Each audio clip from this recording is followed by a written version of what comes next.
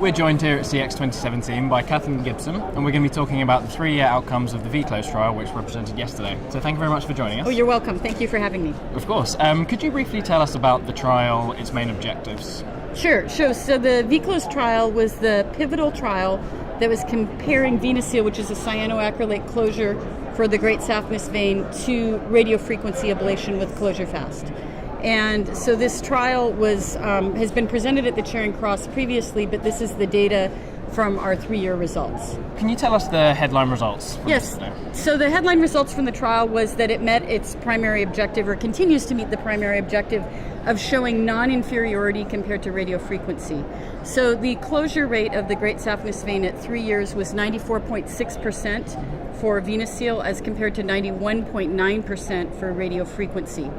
We additionally looked at other outcome measures. So patients don't come to us and say, I'm here because my great saphenous vein is refluxing, and they don't come back at 3 years and say, I'm happy because it's closed.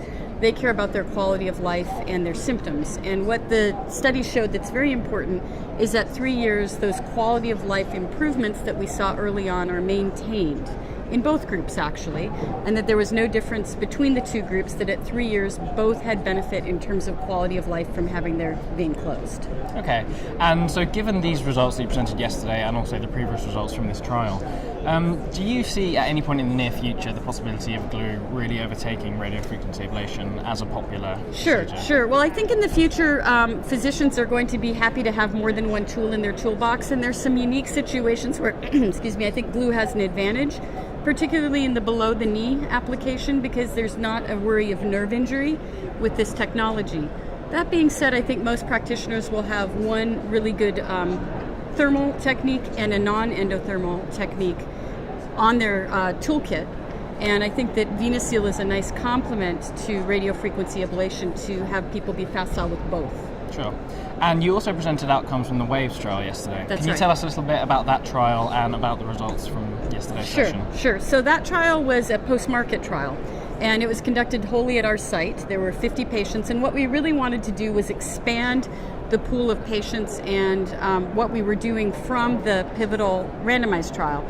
So in the real world, we see patients with larger veins than what was allowed in the VeClose trial. So we allowed veins up to 20 millimeters in diameter to be treated. We treated multiple venous segments in one day in a single leg. And then we tracked things like when the patients were able to go back to work and when they were able to go back to normal activities.